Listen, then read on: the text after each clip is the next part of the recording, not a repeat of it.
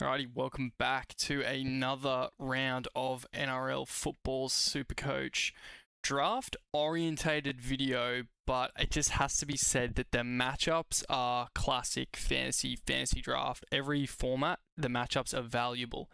The metrics themselves are a little bit skewed towards Supercoach, but the tier rating is applicable to both, right? Obviously, the waiver pickups are applicable to both games draft formats. Obviously some guys we mentioned, especially CT dubs, don't apply, but yeah, most other names are totally applicable in all draft formats of like NRL fantasy, so just keep that in mind. When I was early days NRL draft, we were on NRL fantasy platform and it was not great, but I just listened to Supercoach podcast because they were the only people making content, and so the same applies. You just use a little bit of your common sense. You grab a few names from the content and then you just sense check their stats and whatnot and make sure there's nothing else out there that does a way better job for you. So yeah, just take it with a grain of salt if you are on different formats. I know some of you are, and I really appreciate you watching and enjoying my content, even though you're on a different platform, and I urge you to swap over if you're a drafter to Supercoach.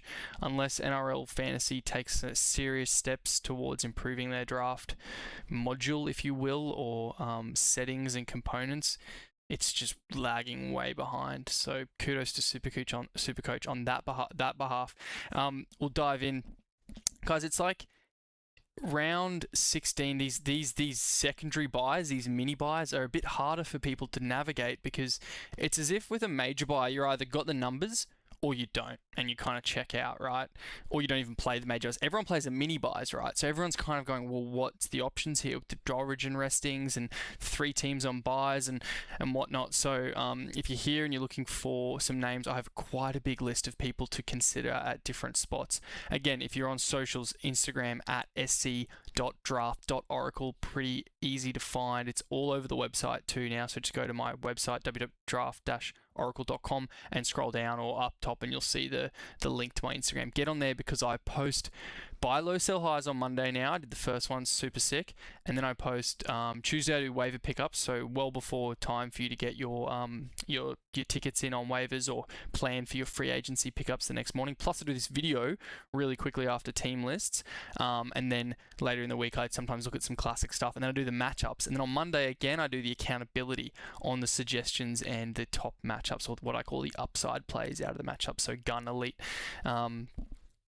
guys that are mentioned. So the social media thing, the Instagram, it's going great guns. It's working really nicely in my workflow, so I really enjoy posting there, and it's great content for you guys.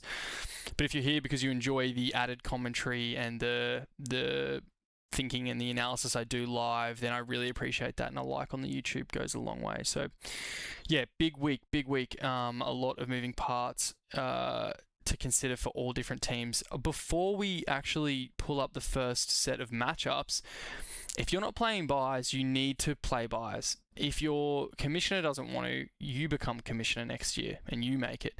But don't play max rosters. It's really brutal, and it favors luck and injuries and origin selections way too much. I believe in playing either exactly half rosters or +1. So if you play like 13 run on, I play 11 run on. We do six starters, and there's only been a few teams that have really been decimated in that. Most people can do what it takes to field 6, especially with our benches. But if you play 13 standard run on or 14 with a flex, so 13 plus a flex, then just play like 8 starters. You should be able to do that, and it just encourages a range of things. It encourages a bit of trading. If you're slipping, it encourages like not holding too much stuff. You need to get active on waivers and free agencies. It's pretty exciting, and everyone's, but the bad teams can come back. Well, that's the point. If you don't want them to, then don't. Then prepare for it yourself and beat them or whatever, or trade to a team that's playing them and get strategic. It's a game, play the game, play the margins of the game, but play buys. Don't play full rosters. It's not the way. Yeah, very cool. So I got up in both leagues last week, which you would have seen on Instagram. I just did a quick team update after the video. I did do a team video on Friday, did team update, and I survived a Kinney. I survived a Kinney 140 in the community league, and I captained Bostock for a 50. So it can be done. People are, oh, captains leagues. Dude, I survived a Kinney 140 with a captain of only getting me 50 times 2 equals 100. So really cool stuff. And we both had the same amount of players. So it was a ripper matchup, and that's buy rounds, dude. Most people aren't even playing, and there we are having a sick matchup. And he's about to win on Kinney, and it just wasn't enough because I had a Rama Howe. So it was just absolutely sick watching. Great matchup. All right, let's go. Dude, the gun matchups. Oh, with Origin, it's a bit uglier. I've tried to, drop them out if I'm not sure and do bits and pieces. But obviously, guys, the Knights are playing the Dragons, so when they've already been good, if they have this opportunity, it's gonna be real good. Bradman Best is back, so he comes into the gun matchup there at left center. Maju, obviously fullback, will unlikely be Ponga. He might. I just can't imagine he goes. So it's Sharp or Fletcher Hunt. They're both Sharp's obviously startable. You want that, but Fletcher Hunt, I think, is startable in your CT dub if he gets the fullback spot with the gun matchup, 100%. So he is a free agency player, especially for a Kalen Ponga owner if you want to monitor it. Everything else is pretty standard. Jeremiah Nanai just keeps kicking butt at the right wing in that attack. That Dolphins they are just unreal. So fun to watch. I'm so glad to be like a Dolphins supporter, I guess. They're just playing sick footy.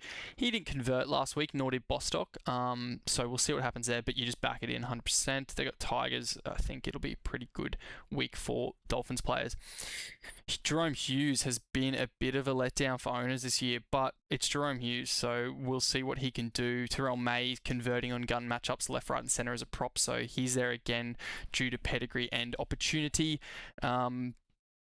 Really like him. And then Melbourne, the hooker, is usually Harry Grant. I just don't know if he'll play. I'm sure he will, so I've dropped him out, but if he comes back into Harry Grant, I wouldn't rely too much on Trent Talau to convert on a gun matchup if he comes in at the hooker here for the Melbourne Storm. IPAP, Oryn Keeley's a good one. He's riding the wave of both his decent performance at the starting role. We know how good Oryn Keeley is, guys. I've been saying it since he came on the scene. Just a brilliant player. He'll be brilliant next year, but we won't talk about that because then everyone will just draft him and his value gets sucked out of him. It probably already is, just given where content's at the moment. But whilst he's starting, he's a 100% option, so love him getting the gun matchup. He's riding the Finafuaki wave a bit there, but it's something I'm here to say on video that you can rely on it. I like Oryn Keeley a lot. Ryan Cauchi, that's just a floor thing. A lot of the a lot of the top locks are sort of rested or on Origin duties this week. So yeah, happy with Couchman. They're not going to challenge it too much with how he's been performing. Trai Fuller doing a job there as a backup, gets a cheeky elite matchup. It's against the Tigers. It makes sense. That's why you see Naufahu, Farmworth, Bostock, Isaiah Katoa, and Jeremy Marshall King all make elite matchups, given the defensive weakness and the opportunity they've got. Dom Young there makes total sense. Edwards Jenkins against the Titans makes sense. Left to RF will probably be Huddy Young there. He's dropped out because of the button, but what I'll do is I'll just toggle it back in and we'll just see who that is. So yeah, Huddy Young, I think he will back up. Lucas, if he plays, which I don't think he will, gets that left to RF spot. But Thomas Cant's actually going to play right, so it's a bit, I believe he's playing right, so it's a bit misleading. Who is playing left? I've just fully blanked. Let me just check that team. Oh, they've got Lucas backing up. I think it'll be Frizzell or Francis Manuelela or whatever. So yeah. I need to end this video, and I forgot to do my mic test, so I'll quickly just do that and then I'll stitch the two videos together. Look, false alarm, all is well, but yeah, worth checking because I could have gone for the full 20 to 30 minutes and then seen the recording and it could have been all patchy because sometimes the mic does play up. Anyway, so yeah, Francis Manuel, I'm not sure what's happening here with the Knights left to RF, right to RF. To grain of salt, but Dragons forwards, I don't know. Yeah, take the grain of salt with what the Knights are doing. I just need to know more. And on a Tuesday Arvo, dude, I don't know enough about who they're trotting out there and what positions the Knights. Harrison Graham off the bench could be a cheeky bit upside in deep leagues as a hooker, plug and play. If you're a Brayley owner and you don't have a good option there. This is Lindsay Smith, and I don't love it, but he's definitely startable if you're in a pinch, if you need him, especially in FRF. I like him a lot more there. Go through that. Game 1, yeah, we've spoken about Game 1 quite a bit because it's just lighting up like crazy for the backline, and that's all fair. you go for that. And again, the forwards, it's lighting up. So yeah, it's just all systems go. On the other side though, Val, sure. Toby Couchman, Cookie, Stewart, Egan, sure. I'm happy to start all them. And then Ryan Couchman randomly procking there, which I'm fine with, dude. I won't belabor this. Starts and all that sort of stuff. I mentioned Harrison Graham, so he's sorted. He's just an option. Sandon Smith, if he's named, which he currently isn't. But if he does come in because Fletcher goes to fullback, then he's a play, but I'm just not sure. He's in the reserves at 20. Could be the calf issue. Just keep an eye on Sandon Smith at hooker. He's got upside, goal kicking, all that, and just the opportunities they've got. So keep an eye on him in deep leagues as an option. Venus Crossland back from the HIA let me down a lot. Hopefully he goes okay. I'm in big trouble there. I don't think I've got anyone else from this one. I'm just checking my little list, guys. Fletcher, Hunt, yeah, it's just if he's named, I just don't know what they're doing at the fullback spot there. Sharp, Hunt, blah, blah, blah. Just keep an eye on that. Because it could be Sharp goes back and then Sandon Smith comes into the halves, or it's just Hunt drops in and then Smith's irrelevant. So one or the two will be potentially relevant. Just not sure which one. That's really it from that one, I don't think, because McEwen's actually suspended, so I don't know. I think this is meant to be Thomas Kant, and this is meant to be Lucas or Manuelala. Do that so I don't forget. West Dolphins, I've never seen this before. Bro, if Frank Mola, if their minutes rotation wasn't so dire here, we would like have a... That's freaking crazy. This is crazy. Look at the conceding. 85 to fullback, 65 left wing, 53 left center, but then Herbie kicks butt, so he kind of rises above. Opportunity here for Bostock. He outperforms it. Nuts conceding. Man, if just Osaka doesn't score a try, that's just sad, dude. That's crazy combo. And he's got the gun for a reason. Katoa could carve up. No, he's juggling the knee, but yeah, happy days. That just means that Nick Areem is 100% a play again, guys. As you know, Oryn Keeley, 100%. He's worth a shot. Obviously, there's Finafuaki somewhere on the bench lurking, so just, be thoughtful with what you're doing there. Don't go too crazy, but yeah, he's definitely an option to consider. Tony Sukar, Seyfarth, we've spoken about. No, I haven't spoken about Seyfarth yet. Sukar, I need to see a bit more. This might not be the game for it, but in deep leagues, could do a job. Seyfarth, just with the work rate, he could be an option. He's a weird guy. I just hate watching him. He just looks like he's got an extra limb that he's trying to manage. He's always elbowing people and causing MCLs to his own teammates. I can't stand watching him, but he has to be mentioned as he borderlines relevancy given the loss of KPP and while Twile's not there. So yeah, I have to mention him. I'm obligated to, but I don't froth it.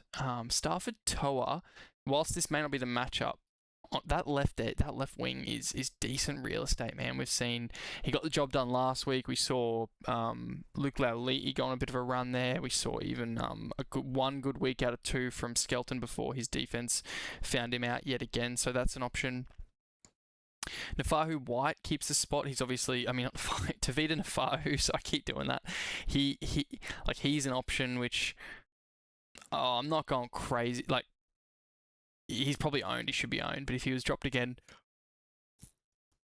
he's waiverable because he could win you a week in this matchup with how he scores. So I'm okay with a mid to low waiver on Naufahu if you need to win sort of thing. But the life cycle is limited. Or, you could just hold him for the week he's for 17 and then he's back 18, 19. Yeah, actually, I think, waiver him and just ride the week he isn't selected. Who knows? They could rest, I doubt it, but they could rest Asako in 17 if his finger is causing issues and then Cobbo's back. So, yeah, I think Naufahu's actually probably like a dead set waiver, which I've sort of got him as anyway. One of the better ones for the week if you missed him last week, but he should have been owned and played last week. But I know in some leagues they would have slept. Now they're looking at his score, seeing his name again. Oh my god, what's going on? Yeah, you can fight for him in that one, in that regard, I should say. Titans Penrith. Just check this is still rolling. Yeah, Titans Penrith. Kinney. I know Tino and Jojo have been named. So obviously just keep an eye on that. There's nothing on that side I'm too excited about. You know who you're playing from that team, Beau Fermor. He's even startable to a degree, but yeah, just because work rate and if you've got in this part of the season with the injuries and Origin, if you've got a good starter, you're starting Fermor, Pascoe, all that. This is not a sit start realm. over this side, the Titans. We can talk more about Keeley in a classic sense. Maybe I'll do a reel when I look at his forecast, potentially. But on Penrith, Izack Tago, man, like, they're conceding heaps there. He hasn't been amazing, but he does a job, and that's just prime real estate outside. The ball playing Isaiah Papali'i and the brilliant ball playing of Blaze Taulagi. So yeah, man, Izack Tago, I think here's the waiver. Look, conflicting reports. We got 1 to 2 weeks minor from New South Wales. Then we got 4 weeks from like physio or someone else, the Panthers. And then we got 1 to 2 weeks again from New South Wales Origin that see it as a minor quad strain. So there's a lot of mixed reports.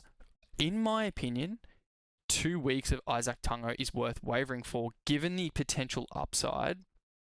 We're in a crunch time situation in the season where you need wins. If you are one of those people, 60 dubs a gap, he's waverable. If it extends to 4 to 5 rounds to Izack Tago, then that waiver's a jackpot, because you might win 2 of those 5 rounds based on him alone if he goes 70 plus. Now I know that's just a scenario, but yeah. And then the worst case is like Casey's back next week, but you've got him against the Titans here on that left edge. I like it. I would not have an issue with a higher claim. Would I burn a 1 on Tago? That's situational, depending on like my CT dub, my upside this week, my coverage this week, blah, blah, blah, blah, blah. The astute players of us, like myself, the moment the news came out before Saturday last week, I just stashed Tago straight away as a McLean owner. So I got lucky, but yeah, it's more carnage, more things to manage on the bench. So it's sort of like it's just bittersweet. But yeah, look, I can take a higher waiver on Tago and Tevita Naufahu based on their matchups, coverage, upside, and given where we're at in the season. Okay, so I'm cool with that. Alamotti, if he's out there, which he shouldn't be, but he may be. I know he was struggling earlier in the season, then obviously he's a huge play, and he's actually on the wing, guys. Paul Alamotti is actually on the wing with this favourable matchup, which I love for him. I actually prefer him kind of on the wing, and it's Luke Garner in here, who's also playable as a 1 week plug and play. Not really a guy I'm going nuts to mention, but totally in your 2RF, you could do way worse. Obviously the work rate and the bench and all that, but you could definitely do worse than Garner, Tago, and Alamotti in your backline. And I'll even mention Jack Cogger. He does a job for people like myself with Heinze. I'd have no issues firing Jack Cogger up in this one. I do expect the Titans to be potentially a little bit better, but Cogger, at times I do like the running game in this system for him. He knows to run, and I think I know Alamotti goal kicks, but he can goal kick as well. But definitely don't mind Cogger. Like, I'd play Cogger over that like Nifai Puru from the Sharks, for example. I'm okay with that. I think that's it. Lock is Lindsay Smith. Like, Lindsay Smith, Liam Henry, they're 100% goes. You guys know what to do with those guys. If you need that FRF2 with a bit of upside, Lindsay Smith or Liam Henry, they're both playable. I wouldn't burn a high ticket on them though, given the short-term nature of their value. Bulldogs, I just don't even want to talk about them. Jamin Salmon in a deep league, sure, whatever. I'm just updating my sheet so I don't lose track of who I have not and haven't mentioned. We mentioned Fuller. That's obvious. He's a ticket because of just the upside, and I think he's actually got a bit more value, Trai Fuller, than just the short term. He'll miss that. He's the same as Tevita Naufahu. They're like miss 17, but then they're back 18, maybe 19. Like, that's like a good run of value. They're definitely holdable in that respect. I don't think I mentioned Jock Madden, but he might do a job for you. Liam Henry, we mentioned. Lindsay Smith, we mentioned. Cool, just don't want to miss anyone for you guys. Oh, Arama Howe. Look, guys, I've been telling you about the Arama Howe pickup risk stash, blah, blah, blah. If you did it like I did in some leagues, then you benefit, and if not, that's okay. Again, he had upside, but again, in this matchup, I don't love it, and then without Jaden Campbell there, it was potentially looking a bit bleak, but he managed to. It was against the Tigers, dude. There was like stuff happening all over the shop. So yeah, if you missed out and you're feeling really salty, don't stress. I'm not sure about like the ongoing upside, but it's great as an FRF2 by all means. That's why we took the risk, right? I'm up to this one. Yeah, just the whatever with the dogs. I don't care about them. I don't want to own dogs. If I had Jacob Krause, I'd still be selling him. That's just me. This data, Manly been pretty good defensively. I'd expect Karaz, when he played at fullback, the left wing wasn't super beneficial. So what that's doing is dragging it. Play Karaz. Don't worry about this tough one. This is why it's important for me to do this video, because of him going to fullback. The left winger that was there previously not like being massively scoring is kind of just nosedive that a little bit, and then Manly just aren't conceding there, so it's just a double whammy. Tough doesn't mean sit. Tough means set expectations. Avoid doesn't always mean sit. It just means set appropriate expectations, right? From an accuracy perspective, favourable, elite and gun all hit in totality above 60%. Gun's actually the worst, because it's a huge ask to be named as one of the best matchups of the week and then actually be in like the top 3 matchups of the week or whatever. Like, that's a huge ask. Whereas favourable's the best, because what we want to know with a favourable is we want that signal saying, hey, there's a serious chance that this player could meet or outperform their average. Okay, there's a serious chance, and it's converting at a really high percentage. Like, it's awesome. So when you see favourable, it's sort of the signal to say, yeah, like if you've got an avoid and a favourable, do your thinking, and then if you can't split it, then just lean on the data. If you can split it, ignore the data. If your gut says, no, 100% I'm starting Jacob Karaz on a tough over Ruben Garrick on a favourable, I'm not going to argue with you. I do the same thing. But what if it's not that simple? What if it's Anari Tuala against Jason Saab? I don't know. Maybe you do go Jason Saab when they're conceding on average 67.7 Supercoach points, the Canterbury to the right wingers. Maybe that's a different one. Again, I probably choose Tuala over Saab, but you get the gist of like how to kind of like apply it. Especially in those coin flip kind of fringe sit-start situations. Little one, it might be like a front rower that's not great, and you've got Paseka coming through with an elite. Well, that's pretty good. That means there might be some offloading for Paseka. There might be some tackle busts. There's something in the data saying that Taniela Paseka, who's not a dominant FRF, has an opportunity to outperform his current pedigree, and that's something that's really interesting. I don't know what to say. This is cooler, guys. He's been named, so fire him up, boy. Warriors, Cows, left wing. Is that Murray Talangi's been called in, but is he named? I didn't miss this one. Sorry, fam. I'll just quickly check. No, he's been named, so that is Talangi. And then Purdue looks right. Yeah. Chester Labour. I think Braden Burns is back, and Purdue's gone to 6. They've given... Wait, dude, I thought that kid was doing a good job. What happened to him? Liam Sutton, dude. I thought Liam Sutton was crushing it. Oh, bro, Purdue at 6, yuck. Maybe it's good. I don't know. Labour at 3. Nah, I'm not getting mixed up in that. Here's a good one, like Drinky with a neutral. Just you full send on Drinky. Full send. Taintua Picky, same. It's all good. Just send it. Chance on the wing. I don't mind that. Chance, the work rate. Maybe try scoring opportunity. Don't mind that. Tomate and Chanel. Chanel absolutely flopped 2 weeks in a row. Brutal floor outputs from Chanel after a great start to the season. Whether it's Tamare and what they're doing is a bit different for when he was rolling with Boydie, but brutal floor outputs from Chanel. Oh, it's tough if you're holding him. If you're looking elsewhere, I don't blame you. For 5'8", I can't until you see it again from him. Can't blame you. Chanel. Tom Dearden's not back. I thought he was back from the casualty ward, so I put this in. So it's Clifford. Yeah, Dearden's close to being back. Might be last chance to trade for Tom Dearden. Gotta love the stats, man. The scores he was putting up before he went down. Got a good finals run apart from the bye. Might be your last chance to get Dearden. If he's out again this week, the owner might be stinging. So just have a sniff around. The price could be lower than you think. Alright, he's been out a while, man. And one more week could be...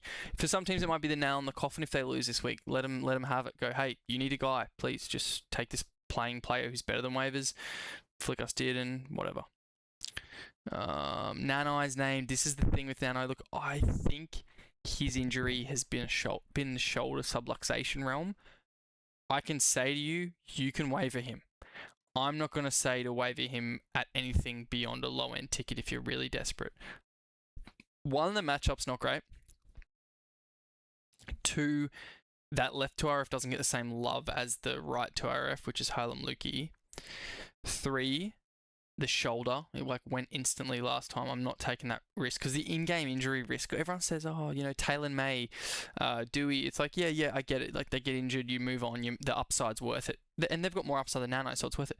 You trot Nanai out there. The spectrum of his outcomes, it's heavily leaning towards low floor and early injury or in-game injury risk, as opposed to like Dewey, where it's like, yeah, he could get injured, but there's a lot of chances that from his games that we've seen this year, I think he had like 4 100s in 8 games or something. Like, it might not be that exactly, but that's not super far from the reality. And so therefore, chucking him out there and getting a 100 is just as likely as the shoulder subluxing, whereas Nanai, the 100 is 20% chance of happening, as opposed to the negative side of things. So that's why I can't sit here and spam that you grab Nanai. What I can do is say you can grab Jacob Laban. He does have a shelf life a little bit with where like Capewell and like a Halasima are, but he's kind of making a fist of the role, and the coverage is pretty good. Like, you wanted him last week for the round, and he did a good job, blah blah blah. And I had him mentioned last week. I'll mention it again. He still will do a job for you. Waiver wise, he does have a slither of rest of season value in the sense that things break right for him, and he does convert on that. But just given what we've seen prior to the last couple of weeks, I wouldn't be recommending a super high waiver unless you're in a league and like any potential 2RF 80-minute guy is like of max value. Then I'm not going to say no, because there is a world that he delivers something more than pure short-term value. Okay, so you can spend a high waiver on Laban, but really think about it before you do it. I wouldn't recommend it. I'd prefer low or mid, or just a free agency pickup. In the same basket, but more reliable, where the job security is legit, is Kitioni Katonga, which I have mentioned ad nauseum for 3 weeks, and then he did his job, boys, on the buy round when he needed to the most. He did his job, 80 plus, so bloody brilliant. That's what it's all about. Went the early stash on him, and then he did me a job. So he's still gettable. It's buy round. He could get dropped for someone who's needy and you grab him, or he's just sitting there because he's on buy. He doesn't get noticed for people who are needy, and he's definitely stashable because I think he plays the next one, and you can benefit there with Kitiani Katonga. But yeah, I'm sure the ownership's climbing, but yeah, just get on that one. I may have missed... Yes, no, this is the game. Taumalolo does a job. McKaylee does a job. They're both totally gettable. Don't go nuts on the waiver stuff with either of them. But dude, I love McKaylee. So yeah, FRF waiver. Yeah, FRF2. Yeah, doesn't play. They don't play the next one, guys. 18. So just with that in mind, probably don't waiver for them, but get whichever one's not picked up, right? Taumalolo and McKaylee. Nanai we've spoken about, Laban, Katonga we've spoken about, and time to stash Luke Metcalf in this one, the Warriors guy. Yeah, I don't really care about him, but this is the time. Luxury stash, if you've got the luxury to do it. He's been named on the bench or the reserves or the whatever. You grab him, and what I would do is grab him, and if there's rumours or if he comes in or whatever, I'd try and trade him. But just low end, I don't like his injury risk. I don't like the vibes there. But hey, he could be really good. So if you're into like that gambly sort of play, then you hold him and just see if he hits his stride in the finals. But again, in-game injury risk, blah blah. I'll just go elsewhere with it. But that's just up to you guys. But it's my job to say that he's entered stash territory. To me, it's still luxury stash, but it's time to grab him there. It was probably last week, but who would have done that? There's too much going on. There's been way too much going on. Mentioned Metcalf. Let's get out of this one. Melbourne, Canberra. There's a few different gun matchups going on. I think this will end up being Grant. Given it's on a Sunday, it's probably pretty likely this is actually Harry Grant. I just wasn't sure, so just left it. And this is most definitely going to be Huddy Young unless there's an injury or something. So yeah, in this one, what I want to mention is Sav Tamale has been dropped and thrown around because some low scores. Yeah, grab him. Just keep grabbing him. And the team is doing crud, but the coverage is nice, and he's a CT dub that can score and can offload and blah blah. This is the matchup for him. But yeah, just temper your expectations. He's not some outright gun, Sav Tamale, because then also the team isn't gun enough. Moses Leo is a matchup play, I think, this week with the favourable and just how he's been tracking. My projection model does like him a lot this week, and you'll see that on Instagram. So I think in deep leagues, CT Dub, bit of an upside player. I think Moses Leo at home against this Raiders defence is definitely an option, guys. That you could do worse, in my opinion. Another guy I like, I'll keep saying it, huge risk, but he'll be on the Instagram. You'll see the projections. Use the projections on Instagram when I do the waiver suggestions, because they have like the key notable things, whether it's like matchup, form, but someone like Big Cooper Clark, it's an opportunity, huge conceding opportunity with his minutes increasing by 5%+5%. So the model calls it out and goes, hey, this guy's trending in the right direction. Could be time to get on. FRF2, it's brilliant stuff. If Lolo or Michaela aren't there, for example, you can jump on Cooper Clark. I'd probably still lean Liam Henry over Cooper Clark, but the thing with Cooper Clark is he has like kind of rest of season value. What he doesn't have is around 15 or around 18 coverage, sorry. Get off this one. Last game of the round, just Billy Smith. I think he's probably owned in most leagues, but he just is a matchup sort of play worth mentioning. And then Ramian, not the matchup for him, but if the Sharks are going to be good and he's going to score a try, then he has to be mentioned. But I don't like froth it or anything, but just worth mentioning. Wilton and Nickera. Nickera's named. Don't see why they'd play him when they've got Billy Burns. He might go to the bench and then like just cover for injuries. But yeah, Nickera can be owned. It's a luxury kind of hold and stash to see if he has really turned a corner. He did have the 100 in round, what was it, 14. So yeah, we saw some upside and maybe, like I said to you on this video, whenever it was before Origin, many times these guys get picked for Origin that are in form slumps or are playing with low energy. It's been low energy from Nickera for a year, and they get the spark lit, bro. They remember who they are, what they are, and what they can do. And I said it on the video. I should go back and find it, but yeah, it seems to potentially be working. I don't know for sure. I'd need to see a little bit more, but if there's ever a time in a deep league to stash a guy, it's now for Nickera to see if Origin, and he's pretty durable and all that stuff. Well, he hasn't been sort of recently, but he's okay, and he's a guy you could grab now and see if it develops. But it is still in that sort of luxury stash borderline there. Rami and Leo, Smith, Nickera, mentioned. That'll probably do it, guys. So one guy I forgot to mention was Kurt Donahue. Just watch him. If Plathie, I don't know why they would force Plathie to play, so Gert should get some minutes. My boy Kurt the Gert Junkyard Donahue. He's a guy in deep leagues. Harrison Graham, Stan Smith. Front rowers, McKaylee, Howe, Lolo, Clark, and Liam Henry. Lindsay Smith too, sorry.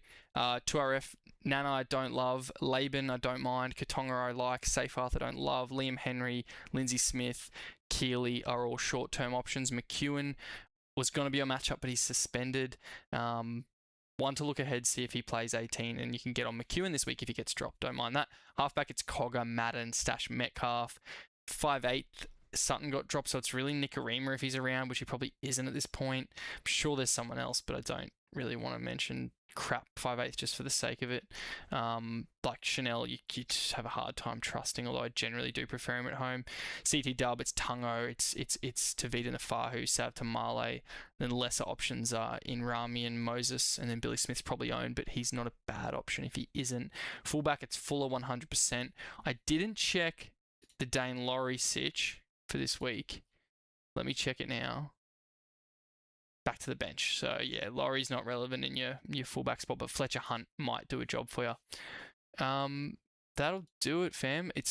I went a bit over because it was just meaty, because there's a lot to consider, and I want to make sure I'm really thorough with you guys to help you get up this week. So if you've enjoyed the video, give it a like, please. Guys, check out the Draft Oracle link in the description. There's a lot of free tools on the site. So there's two things. There's the site, just the basics, the pages. There's a lot of free tools for you to use to improve your Supercoach performance. And then there's like logging in and signing up for the Draft Oracle. And I'm not going to say you have to do that, but there is a YouTube video on my profile of what the Oracle is. Check that out too. And then the Instagram at sc.draft.oracle of the best draft Instagram I've seen in ages.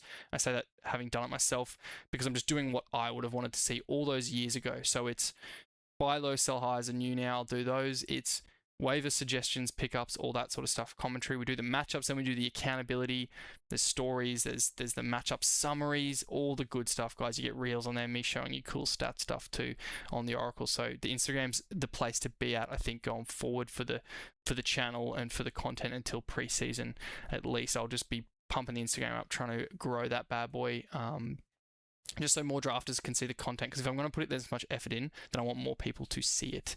And I've already, like, my season's already in train, so if my league members see it, I don't care. Whereas preseason, we'll go back behind the gated community, the private stuff where I do all the best analysis, preseason draft boards, all that. We'll go back private preseason because that needs to be hidden and controlled. Whereas public mid-season stuff, I don't care if they find my Instagram. I don't promote it to them at all, but if they do stumble across it, doesn't really bother me because we're in flow, right? Not much can change, so I don't really care. But preseason is always going to be locked down 100%.